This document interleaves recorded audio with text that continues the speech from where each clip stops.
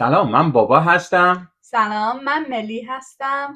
خب ملی، امروز بله. برنامه‌مون دو تا چیز مهم داره. بله. یکیش اینه که این برنامه توپیک دو رقمه شده. نه، اوکی. دو رقمه شده و ما امروز رسیدیم به دو رقمی شده. ببخشید، دو رقمی شده و امروز 11مین برنامه‌مونه. یه چیز دیگه مهم اینه که یه دونه مهمون ویژه داریم. اما واستا اول بگو که موضوع امروز چیه؟ ما میخوایم از gentle parenting حرف بزنیم، اما نمیدونم به ایرانی نمیگن چی میگن بابا؟ به ایرانی میگن تربیت ملایم یا فرزند حالا بعدا بهت میگم. از مهمون ویژمون میپرسیم که به فارسیشو به ما بگه. خب اما خب بهش میگن تربیت ملایم. اوکی. حالا ملی، بله، مهمون ویژمون امروز کیه؟ مامانه. سلام مامان. سلام، من مامان هستم و به همه مامانا سلام میگم. خیلی خوشحالم که پیش شما هستم امروز. به به. خب مامان، حالا شما به ما کمک کنین این جنتل پرنتینگ رو که میگیم تربیت ملایم، اسم دیگهش چیه؟ یا فرزند پروری. فرزند پروری آرام گفته میشه. خب به نظر شما این تربیت ملایم یا جنتل پرنتینگ، ملیکا شما فکر میکنی یا ملی فکر میکنی چی؟ من gentle parenting اول یه ذره حرف زدیم توی اپیزود 1مون یه ذره ازش که gentle parenting بیشتر وایس بچه رو گوش میکنن. مثلا اگزمپل بدم، مثلا از مدرسه اومدم نمیگن روز خوب داشتی، میگن اگه میتونستی describe چی میگن؟ توضیح بده. اگه میتونستی توضیح بدی روزت چی جوری بود، که از خودت بچه اپروول داره که مثلا چی بود، نه اپروول مامان باباشو بگیره. یعنی یه جوری قبلش اجازه گرفته، مادر از فرزند اجازه گرفته که درباره روزش صحبت کنه. اجازه هم نه بابا، مثلا اون که نگه مثلا مامان بابا خوشحالن که من روزم خوب بود، اونطوری نترسن. مثلا اینجوری سوال میکنن که روزت، ما همیشه سوال میکردیم چون موقع که ما کوچولوتر بودیم، روزت خوب بود ملیکا؟ آفرین. الان سوال من که اون روز خوب بودن و در واقع توی دهن شما بذارن. بله. شما شروع میکنی به صحبت کردن از روزت. فکر میکنم الان خیلی چنج شده خیلی چیزا با توجه به اون موقعی که ما بزرگ شدیم یا اون موقعی که شما کوچولو بودین. مامانیم برای شما متفاوت بوده تا به امروز. جالب اینه که ملیکا الان من روی چت جی پی تی زدم که جنتل پرنتینگ یعنی چی. خب برگشته گفته یعنی بزرگ کردن کودک با همدلی، همون امپاتی، احترام، گفتگوی آرام و داشتن مرزهای روشن و ثابت به جای فریاد زدن، تهدید کردن یا تنبیه شدید. پس همون حرفی که تو داری میزنی اینه که با بچه با احترام صحبت میکنی، اجازه میگیری یه سری چیزا رو. و همینطور هم که مامان گفت ما موقعی که کوچیک بودیم همچین چیزی وجود نداشت. اما خب اینم بگیم ما کتکمون هم نمیزدن، منو که نمیزدن. حالا مامانو نمیدونم، ما مامان شما چجوری بود؟ من پدرم یه جوری الان فکر میکنم همین جنتل پرنتینگ، همین آرام صحبت کردن با بچه‌ها رو با ما داشتش. هیچ وقت با صدای بلند با ما صحبت نمی‌کرد و همیشه چیزی که مد نظرش بود میگفت بچه‌ها تا بچه هست اسمشون روشه، باید بچگی بکنن. تا یه سن خاصی قبل از اینکه وارد مدرسه بشن باید ما شنوندگان خوب برای اونا باشیم. یعنی هر چی اونا میگن باید گوش کنیم، احترام بذاریم و واقعا این احترام گذاشتن خیلی تو خانواده ما بود. من خودم با این 1000% موافقم که باید به بچه تو هر سنی احترام گذاشت. خب این هر سن. نه مثلا بعد از مامانا میان میگن که مثلا این کار نکن نباید بکنی، ولی بچه دوست داره اون کارو بکنه. میتونی با احترام باهاش صحبت کنی که عزیزم اگه میگم این کار نکن به این دلیلا هستش، ولی نه اینکه تهدیدوار بگی نکن و نباید بکنی، explanation ندی. آره مثلا چون من میگم من بزرگترم نباید میکنم پس نده. میدونی من اینو اصلا کلا دوست ندارم. حالا یه جورایی الان که این طرز تفکر مد شده بیشتر جا افتاده، من با این قسمتش 100% موافقم، ولی اینکه حالا هر چیزی رو بیام خیلی پوزیتیو کنم اصلا منفیشو نگم همونجوری که تو اشاره کردی بله. اونو من نه 100% باهاش موافق نیستم. خب بابا شما چی فکر میکنی؟ من خب ببین به نظر من همینطور که مامان میگه ملی، احترام بچه همیشه بوده. خب اما خب دوباره این احترامم یه سری مرز داره. یه جایی هستش که دیگه همه چیزو میدی دست بچه دیگه، اون دیگه میدونی به بچه ادبی یاد نمیدی، به بچه اصلا این منفی رو یاد نمیدی، همش مثبت، همش آرومه. نمیگم باید figure out کنه. آفرین، بچه هم باید یاد بگیره چی اشتباهه چی درسته. خب موقعی که من بزرگ شدم، خب مادر پدر من نسل قدیمی بودن، طرز فکر قدیمی بوده. درست کتک نخوردم من تا حالا، میدونی نه نسلی خوردم نه کتکی خوردم، هیچ کدوم از اینا نبوده. اما خب اینطوری هم نبوده که من بیام خونه مادرم به من برگرده بگه عزیزم روز چجوری بوده، دوست داری بشینی دربارش صحبت کنی؟ اینجوری چیزا نبوده. سوالی بوده مدرسه چطور بود، امروز چیکار کردیم؟ یعنی یه سوال مستقیمانه بوده. اما اونم اما میگن هنوز خوبه ها، آخه داری میگی که به بچه خودش دیساید کنه روزش چجوری بود. آره ولی میگم تو گفت از طرف ما یه نقابی روی صورتمون بچه میذاریم که روزت خوب بود، یعنی تو بگو خوب بود بعدیا رو همه رو پنهون کن، ولی الان اینو نمیگن. تو گفتی دیگه من چون متوجه شدم الان میگن دوست داری دربارش صحبت کنی، یعنی به تو داره این فرصت رو میده که تو بگی آره یا نه. در زمانی که مارما این بودش که خب بگو ببینم چی شد، مستقیم با نقطه میرفتیم و اون یه دونه انسر داشت. آره جواب آفرین یه جواب. اما الان اونطوری که داری میگی ملی اینه که به بچه این اپشن رو میدی که اصلا دوست داره باهات صحبت کنه یا نکنه. بله. خب ببین این موضوعای دیگه میتونه باز بکنه. شاید بچه بخواد بیاد بره با تلفنش بازی کنه، مامانه بگه دوست داری صحبت کنی، چون که بچه میخواد بره با تلفنش بازی کنه بگه نه الان نمیخوام صحبت کنم، بره اتاقش. و این یک موضوع خیلی سنگینه. یعنی ببین الان میگم بس خیلی بیشتر بهش نگاه کرد. همین تربیت آروم با یه سری چیزا رو قبول دارم، آدم باید جیغ نزنه، بچه رو نترسونه، همه اینا هستش. مامان داره به من نگاه میکنه که بس بچه رو جیغ نزنه، چون که میدونه من بچه بودم من جیغ نمیدم. مامان ملی باستا مامان من جیغ میزدم. جیغ حالا به اون جیغی که منظورمون باشه نه، ولی شما ببخشید حرف میزنم صداتون بلند بود، با صدای بلند با بچه‌ها صحبت می‌کردید بعضی جاها. آره و حالا من با توجه به جایی که بزرگ شدم اصلا خوشم نمیاد و دوست ندارم. ولی الان شما این نکته‌ای میگید جان قبل از این اشاره کردین که گفتین که در مورد که بچه‌ها هر چی بخوام بگن هر جوری باشن اون فرزند سالاری میشه. یعنی بچه تصمیم میگیره تو خونه که هر چی من میگم پدر و مادر باید از من قبول کنن. و این توی ایران خیلی الان رواج پیدا کرده. و فرزند سالاری واقعا داره یه جوری حکومت میکنه تو خونه ها، چون مادر پدر رو میخوان به روش امروزی برخورد کنن. بعد یه سری از قید و بندا رو برداشتن و الان به یه بنبست رسیدن که دیگه نمیتونیم کنترل کنیم دیگه، هر چی بچه‌ها میگه باید بکنیم. بخاطر از روحی میشه، روانشناسا اینو میگن ببین نه این دو تا بحث متفاوته که نباید با هم قاطی بشه. یه مادر یا پدر میتونه با آرامش با بچه صحبت کنه، هم نقاط منفی هم مثبت توی قضیه رو بگه، اصلا هیچ دادی نزنه، صداشو بلند نکنه، ولی نه اینکه به عنوان یه فرزند شما میتونی هر چی که میخوای توی خونه اجرا بشه. در واقع باید یه سری قانون‌ها گذاشته بشه توی هر خونه.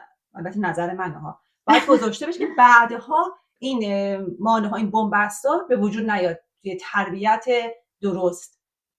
درست میگه. بله ملی حالا خودتو که نسل جدید هستی و دور و برت توی مدرسه یا ورزش که میری بچه‌ها رو میبینی، آیا احساس میکنی که جنتل پرنتینگ هستش، درباره‌اش صحبت میکنن یا چه جوریه؟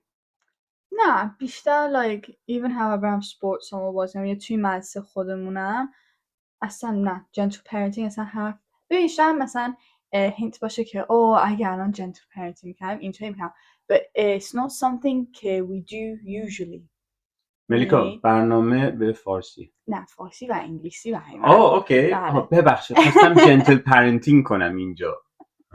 نه دوست دارم همه رو به زبان فارسی آفرین ببین مامان خوبتر یاد گرفت جنتل پرنتینگ. مامان خیلی زود یاد میگیره اینجور چیزا رو. اما نه چی مثلا اصلا ببین حرفش هستش که شاید توی آینده اینطوری با بچه‌هامون باشیم اما نیستش که مثلا معلم ما رو جنتل تیچینگ کنه یا یه سی اینطوری. ملیکا جان شما دوست داری که در آینده خودت برای فرزندانت این مدلی باشی؟ یه ذره دوست داشتم because یه سیو دیدم توی اینستاگرام این اول شروع شد که دیدم که یکم جنتل پرنتینگ خیلی داره بزرگتر میشه که مادر بزرگه میاد نوه‌اش رو نگهداری کنه بعدش هم دخترش هم جنتل پرنتینگ میکنه بعدش هم داشت به مامانش یاد میداد که ببین اگه مثلا میگه من لیوان میخوام مثلا آب میخوام بگو اوکی باشه خودت میخوای بری بیاری یا من اینطوری خب یا یه لحظه شد که نوهه میخواستی با گیچی بازی کنه که مادر بزرگش گفت نه مامان گفت نه بگو gentle hands با دست آروم نگه دار با دست یا مثلا گفتش بگو الان این گیچی رو نگه داشتی خوشحالی how does it make you feel. در مورد قیچی ولی من موافقم. موقعی که شما کوچولو بودیم من اصلا اجازه نمیدم به قیچی دست بزنیم. من opposite. و بعدها به نظر من این کار منفی بود که من کردم در مورد شما. نه من opposite. من دوست داشتم که مثلا اصلا گیچی نباشه اما یه objecti دیگه مثلا توی دسته باشه مثلا بچه حرف بزنی how does it make you feel اونو دوست دارم اما نه گیچی آخه it's a very dangerous thing. مامان بزرگم گفت چیکار میخواد بکنه الان میخواد بعدش کورش کنه. آخه ملی جان برای بچه‌ها قیچی مخصوصه. نه این مخصوص نبود. نه پس اینجا مشکل داشتم ولی برای شما مخصوصا به اون مخصوصه هم خیلی نگران بودم و بعدا متوجه شدم که اصلا باید قسمتی از رشد بچه‌ها این باشه که با قیچی بتونن چیزی رو کاغذ هر چیزی ببرن چون این مهارت دستشون رو نشون میده در واقع اون بچه‌ها به کار میفته. یعنی یه قسمت رو ببین حالا هر مادر پدری فکر می‌کنم با توجه به چیزایی که خوش در نظر میگیره اینو به بچه‌هاش آموزش میده دیگه. ولی این قسمت کار من به نظر من اشتباه تو گفتی به نظر من یه چیز خوبی اشاره کردی. مثلا الان فکرم آخه گفتیم از دست مثلا کالرینگ نقاشی بکنی یا مثلا رنگ کنی خب اون خیلی خوب‌تره که مثلا بگی نه که خوشحالی الان داریم با هم دیگه این کار می‌کنیم نه how does it make you feel اون خیلی نایس‌تره بچه‌م نه مثلا اپرووال تو بگه بچه‌م نگه که آره خوشحالم مامان میدونی اون میگه خودش دیساید کنه how they feel. مگه میشه بچه به زور نشون بده کالرینگ کن خب بعد بچه‌ها خودشون بخوان میتونی چی مثلا اینطوری بود دیگه کالرینگ سشنز داشتیم بعد کالرینگ می‌کردیم. خب اما خب اون ببین مدرسه که شما مثلا نقاشی می‌کردین خب میومدین خونم مادر پدرها با شما کار میکردن و یه چیز دیگه هم هست ملی تو شاید یادت نیاد موقع که شما بچه بودین هنوز مدرسه نرفته بودین همیشه دفترچه‌های نقاشی داشتین همیشه نقاشی‌ها تو خونه انجام می‌گرفت چون این سرگرمی‌ها بود پس یعنی موقع که مدرسه میرفتین یه چیزایی بلد بودین. اما صحبت این جنتل پرنتینگ خیلی جاها که من سر کار خودم میبینم هم مشکله. آره به نظر من مشکله. به نظر من دیگه از حدش بعضی جاها بیشتر از اینه که بس استفاده بشه. اما الان هم یسی گفتی از سر کار آخه با بچه‌ها هستی میبینی توی بالای هم کمک میکنم آره بود یا مثلا بچه میگفت دوست داری بری برقصی یا نه. آفرین ببین آره خب این دوست داری ببین همیشه این صحبت دوست داری بعضی جاها ببین مثلا سر غذا هیچ عیبی نداره آدم به بچه بگه دوست داری اینو بخوری اگه یه غذای دومی باشه. خب اگه غذای دومی نباشه دیگه صحبت دوست داری معنی نداره چون که دیگه چیز دیگه‌ای وجود نداره. سر کار منم همینه.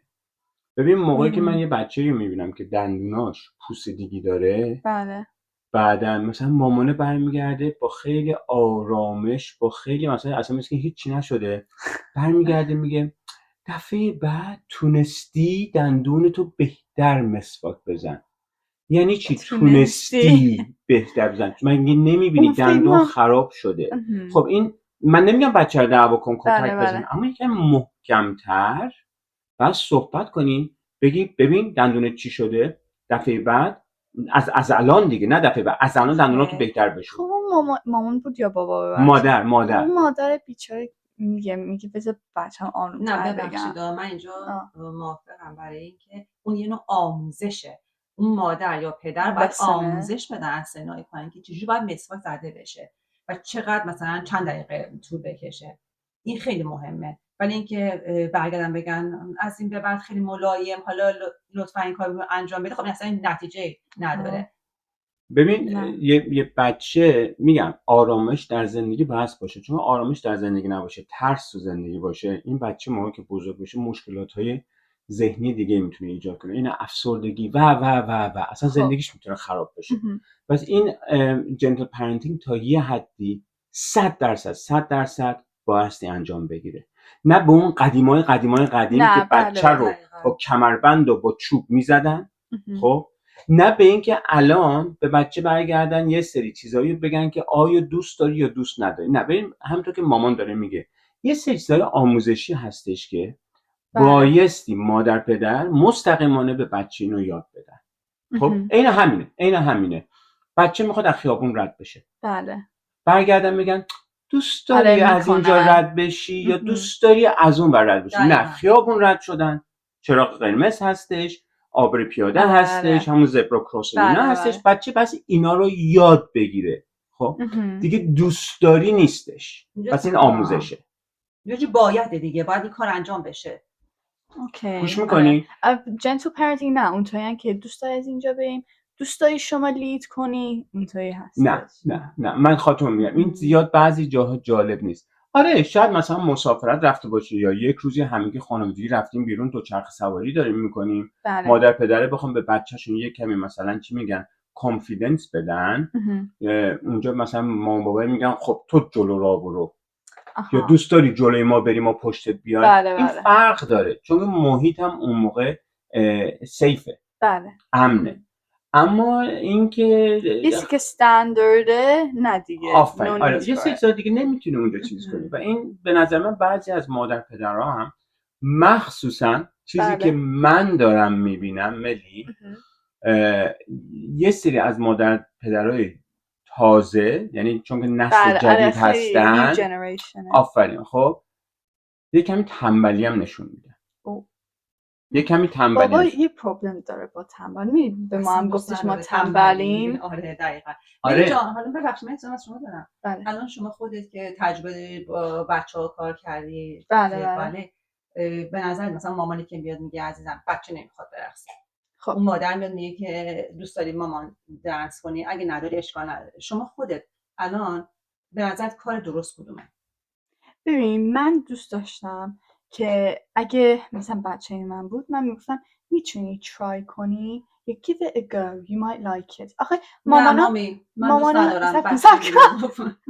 آخه مامانا میان میشینن که بچه ها به آخر روز اولشون رو ما میگیم calm down باشن که try کن give it a go، یا مثلا اصلا میگیم با مامانش هم بیاد اشکالی نداره اون. اما نیست که اصلا مثلا خیلی شده که فقط بچه میشینه با مامانش، معلومه که بچه نمیخواد برقصه. آخه شما هم نشستی، شما هم داری بهش میگی دوست داری بری، و معلومه که نمیخواد بره اگه پیش شما. ولی تو این در مورد خود شما هم شد کوچولو بودی. نه اما من ترای کردم. من ترای مگه نکردم؟ شما جلسه رفتی؟ من ترای کردم، اما رفتم تو دیدم environment موضوعیت میشه، محیط رو دیدم و اصلا فهمیدم نه نمیخوام، مامان میخوام. خب منم اون موقع به شما بگم که ملی جان باید بری، برای اینکه این خیلی خوبه، عادت میکنی. اما ترای کردم. ملی تو به موقعی که خودت 2 سالت بود خیلی کوچولو بودی، به موقعی که خودت متوجه شدی اصلا بالت چیه، رقص چیه، از من خواستی که من تو رو گذارم و الانم ببین تو الان میری انقدر دوست داری، انقدر توش موفقی، یعنی واقعا یه جوری خیلی لذت میبری اصلا از این کار. ولی اگه به زور باشه به نظر من نه، من میگم به زور نباشه، اما اون ترای رو کردم. خب بچه آماده نیست موقع ترای کنه، مامان دلش خواست اونو تو اون کلاس بذاره. چرا گذاشتی؟ مامان هم اشتباه کرد. ولی اصلا در مورد برادر که اتفاق افتاد که مثلا شناها کلاس شنا رو می‌بردیمش، یه جلسه معلم عوض شد. من یادمه اون سری بابا گفتش که باید بره و خیلی اصرار داشت که مامان خیلی معلمش عوض میشه یا نمیشه، هیچ مسئله نیست. ولی من همون موقع گفتم عذرخواهی کردم از معلمه، گفتم چون عوض شده الان شما مثلا کامفتبل نیستش پسرم با شما میشه نیامد. خب بعد دفعه دیگه دوباره معلمش ادامه داد. یه سری چیزا به نظر من تو ذهن بچه خیلی بزرگه، ما اون لحظه نمیتونیم عوضش کنیم. بعدا کم کم خودشون عادت میکنن، دوست دارن میان گفت مامان و دریافت میکنن چیزی که باید انجام بدن. نه عزیزم اما نه مامان خیلی الان خیلی بیشتر not gentle parenting. آخه gentle parenting هم اینقدر نبود که بگی که میکا دوست داری چیکار کنی، نه به زبان امروزی نبود، به زبان بچه بودی، میفهمیدی قشنگ بچه الان کامپیوتر نیست. اما بابا نه اون پش که نه بکن که understand بکنه که هیچی نبود. بابا چون یه چیزی رو که اصلا دوست نداره یه لوس نشه بچه.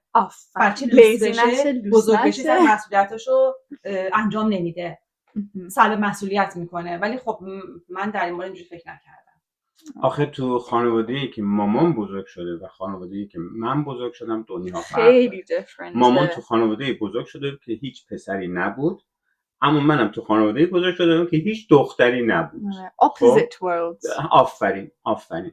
بعدن یه چیز دیگه هم که خیلی جالب بود، زمانی که من بزرگ می‌شدم یه دختری که اگه او میکرد همیشه هیچ وقت نمیگفتن چرا دختری لوسه. خب یعنی به این تو ذهن من مونده. آفرین. اما خب موقعی که مامانم بزرگ میشدن اینا خواهر داشت و میدونست که یه دختر چجوری مثلا چه کارایی میکنه، چجوری صحبت میکنه، چجوری اشتباهاش چجوریه. خب من اینو ندیده بودم و اما خب هنوزم میگم من فکر کنم بابا دوران شما که داشتی بزرگ میشی خیلی out parenting بود. ببخشید خیلی بیشتر. من و بابا مگه چند سال با هم تفاوت؟ نه آخه میگم همه پسرا بودن خیلی بیشتر out parenting جواب میداد. فرهنگ خانواده است. فرهنگ هر خانواده تو تربیت بچه‌ها 100% تاثیر داره. آخه مثلا ببین ببخشید ملی، مامان این حرفش درسته. تو محیط خانواده‌ای که بزرگ شدی خودت هم یاد میگیری که چجوری با بچه‌های خودت رفتار کنی. موقعی که من میشنم با مامان صحبت میکنیم درباره خانواده مادر پدریمون، به مادر پدر من خود مادر پدر من مادر پدر سختگیری داشتن. بله. اما موقعی که بابا بزرگت یعنی بابای مامانت صحبت میکنه همیشه درباره آرامش و عشق مادر خودش میگه. خب پس ببین این خیلی مهمه که جوری که تو خونه‌ای که خودت بزرگ شدی بله. اونو تبدیل میکنی در آینده به زندگی خودت. خیلی قشنگ. بله این فکرم خیلی مهمه. حالا خب آره فاکتورهای دیگه هم واردش میشه. بله. در کجا زندگی کردی، چند تا بچه تو خونه بودن، فک و فامیل چجوری رفتار کرده، اصلا رفت و آمدهای دور و بری چجوری بوده، خانواده‌های دوستات چجوری بودن. بله. از اونها هم یاد میگیریم. و حوصله پدر مادر خیلی مهمه. متاسفانه این روزا پدر مادرای امروزی حوصله ندارن. این بی‌حوصلگی باعث میشه که یه سری چیزا با بچه انجام نشه یا هم مثلا ملایم بودن میدونی انجام نشه. من خیلی اطراف خودم چه تو فامیل چه تو دوستان میبینم که مثلا بچه‌شون مثلا بزرگ کنن خیلی غر میزدن، از همه چیز با رنج بود. ولی من خیلی لحظه به لحظه بزرگ شدن شما لذت بردم. خیلی دوست داشتم. شاید هم یه چیز دیگه ازش همون آمادگی پدر مادر اینا میگن خیلی پدر مادر باید آماده باشه که بچه دار بشه. این خیلی مهمه. چون تو فرهنگ ما موقعی که یه زن اومد با هم ازدواج بعضی میگذره که شناخت حالا نسبی میرسن میگن که بچه دار نمیشی، بچه داشتی ولی اونا شاید اصلا آماده نیستن که یه نفر باید تربیت کنن. اصلا تو حالا نمیدونم جامعه الانم اینطور باشه یا نه، اما یه جوری وظیفه بود.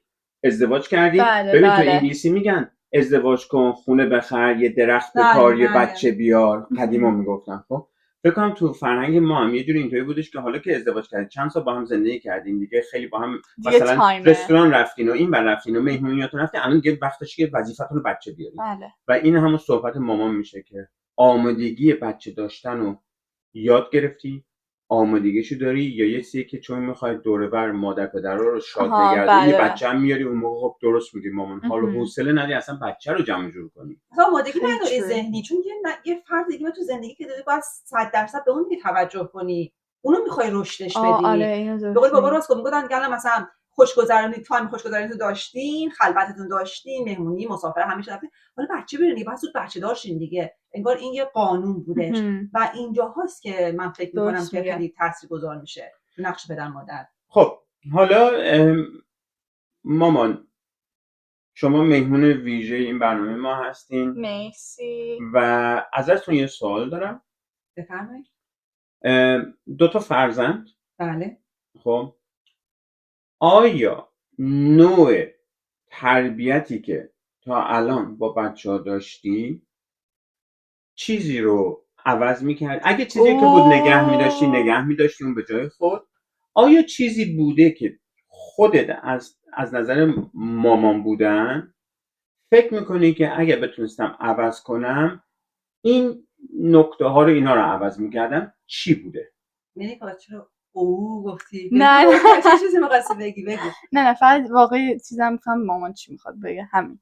من خودم فکر میکنم که تربیت بچه‌ها، حالا گفتی 2 تا فرزند 3 تا فرزند، دوباره تربیتم برمیگرد به توانایی بچه. توانایی که ability. اون قدرتی که بچه توی تجزیه تحلیل موارد داره، توی محیط‌های مختلف داره. ببین من شاید اون طرز تربیتی که با تو داشتم با برادرت نداشتم، با برادرت داشتم یه جاهایی با شما نداشتم. به نظر منه مادر خیلی جاها فرق میکنه، نه خیلی محسوس حالا بیام یکی رو خیلی اما برای شما قشنگ میتونی ببینی، خیلی کنم خیلی رو مثلا بگم که نه دیگه تو دیگه خود میتونی این کار انجام بدی، نه، ولی یه جاهای آره اگه واقعیت رو بخوای تاثیرگذاره. خب حالا نمیدونم شما بیشتر از این نه یه ذره گیج شما دائمی منو برادرم differently treat میکنی. نه میگم یه جاهایی تربیت رو فرق میکنه. مثلا شاید مثلا من به شما بگم که خودت مثلا شما کوچیک‌تر مثلا 2 سالگی مثلا دارم میگم آب میخوای برو از یخچال بردار، خود مثلا پاشی، حالا مثلا حالا نصف شب باشه، خب برو بردار، من مثلا تایم خوابمه. ولی میبینی یه موقع مثلا در مورد یه فرزند دیگه مثلا آب میخواد، نمیتونی مثلا بگی پاشو مثلا اون از تاریکی بترسه، شاید اون لحظه نیاز داشته باشه. آره خب فرق میکنه دیگه، 2 تا رفتار متفاوت شده، ولی این باید توضیح داده بشه.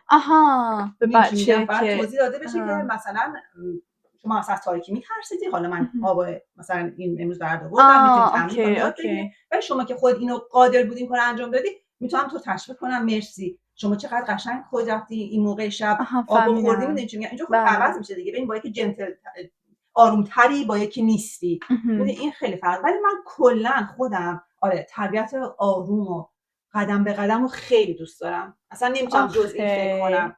حالا من چجوری شما رو تربیت کردم، شما چی دیدید؟ نه آره خیلی آرومه، خیلی آروم‌تری. مثلا متضادش شخصیتی هستم. نه درسته. همینجا سوالی که من می‌خواستم بکنم، مامان خوب آخرشو گفت.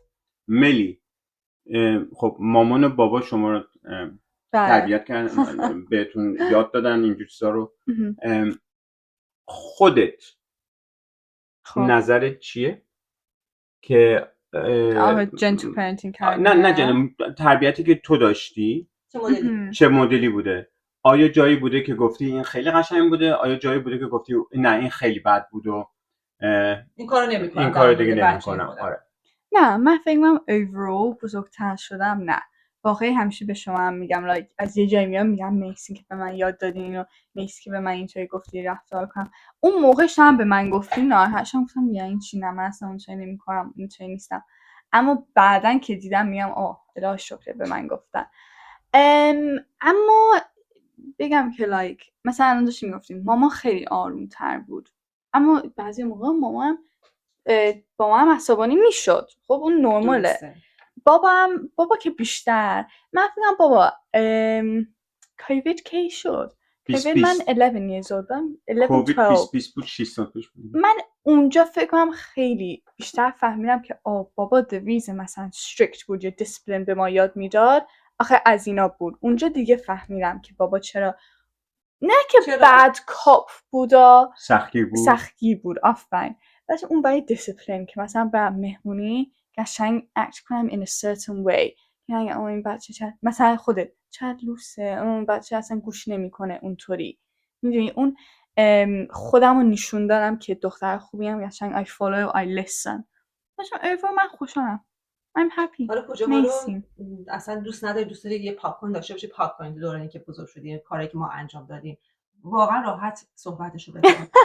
حالا این اشکال نداره. آخه همیشه گفتم شام به بابا هم گفتیم به فوتی این پادکست که بابا شام مثلا less strict بعد میشدی. همین. خب چه جاهایی؟ چه جایی؟ خوابیدن شبتون؟ نه نه خوابیدن شب هم میتونم بیام. آره خوابیدن شب آخه من همیشه گوش نمیدم من rebel child بودم شیطون بودی بعدم خیلی خوب تر بود اما مثلا اونجا بابا میتونست بگی نه که بعد بخوابین میتونست بگه بچه دیگه الان شب خوابه بعد بخوابین مثلا داستان میگفت میدونی شما آرومتر میشدیم که اوکی آره مثلا ببین همه الان دیگه خوابیدن من و ماما هم میخوایم دیگه بخوابیم مثلا الکی میفتیم بعد جمع کنیم چه لیوینگ رومو کوچیک‌تر بودین حتی موقعی که وقتی بودن اینا میرفتیم هر شب من پایین تختتون میشستم داستان میخوندم دستم باید تو دست تو میبود چون تو خیلی یه چیز دیگه هم دارم از شما مامان بعدا من اتاق ترک میکردم یعنی اون موقع‌هایی که لازم بود که ولی شما دیگه اون موقع رفته بودی مدرسه رو شروع کرد دبستانو شروع کرده بود اون موقع هم همچنان دوست داشتی که دیر بخوابی. من یه چیز دیگه هم دارم از شما دوتا من اصلا با خواب که بعدم اصلا forget about it اما یه چیز دیگه دو تا یه چیز دیگه از شما دوتا نفر من یادم هر اول اینجا موو کردیم خونه جدید بود برای من ببین آره عکساشو دیده بودم اما اون شبش نمی‌تونستم بخوابم اصلا اول توی اتاق خودم بودم بعدش دیگه می‌پرم اتاق بعدم اما یادمه دوتاییتون یه جوری عصبانی بودم خسته‌ام بودین شما با اون موقع نباید خسته می‌شدین اون موقع برگشتن اون مامان بابا چی شده می‌ترسی چرا می‌ترسی زود اونطوری بود اوکی براتون کتاب می‌خوام دیگه بخوابین اون یه جوری که میگه دیگه بخواب از این پاک کن حالا پاکش کن نه دیگه نه یاد گرفتم. خب ملی جان مامان تشکر چون که رسیدیم به آخر برنامه چندین دقیقه رفتیم اضافه اما خب مهم نیستش خب مهم که صحبت‌ها شیرین باشه جالب باشه هیچ عیبی نداره آدم به شما نگفتیم من راستش بخوای من خودم الان که شما و برادرتون رو میبینم و صحبتایی که داریم میکنیم به نظر من آره خب زیاد چیزیشو عوض نمیکردم همونطور ادامه میدادم شاید به قول همین اول حرفم که گفتم مثلا حتی مامانم گفت من صدامو بلند میکردم شاید روم بیشتر کار میکردم که صدامو نه خب دارم میگم که مثلا شاید صدامو بلند نکنم خب اما از چیزای دیگه به نظر من سختگیریایی که میکردم همون رو ادامه میدم چون که به نظر من ببین آخه به نظر من این سختگیری‌ها برای آینده خودتونه بله و الانم خودت داری میگی در این سن داری میگی که بابا من موقعی که دوستامو میبینم که چه مثلا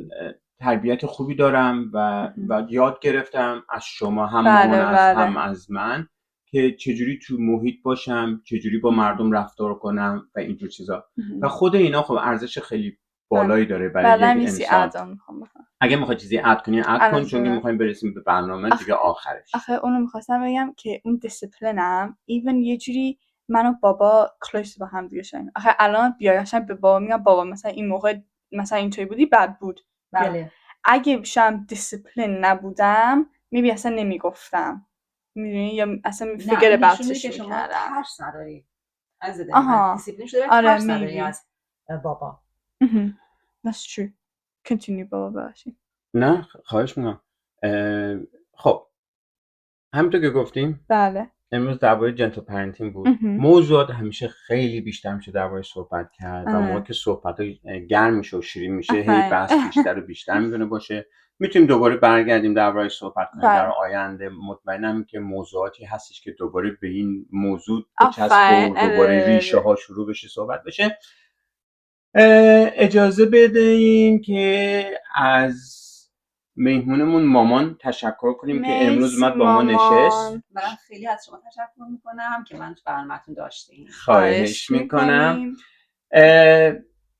خواستم به شنوندگان عزیز بگم که تشکر، پادکست ما رو گوش میکنین. بله، هر هفته با ما هستیم، به ما انرژی میدین. موقعی که ما روی یوتیوب و اسپاتیفای میبینیم چند نفر اینا رو گوش کردن، به من و ملی خیلی خوشحال میشیم و انرژی میده. آخرم اینه که تربیت ملایم یک بحثیه که هر خانواده، هر مادر پدر بهتر بچه‌هاشون رو میشناسن و بهتر میدونن که اون بچه در اون موقع یا در اون زمان چه تربیتی نیاز داره. اما چیز مهم اینه که بچه، همونطور که مامانم اول برنامه گفت، احترام همیشه بس باشه. آرامش همیشه بس برای یه بچه محیطی باشه که بچه حس امنیت داشته باشه. اینا چیزایی که هیچ وقت از یک بچه بس گرفته نشه.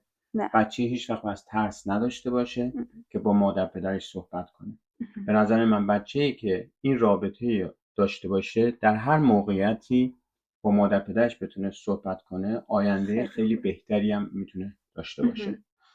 من بابا هستم. من ملی هستم. من مامان هستم.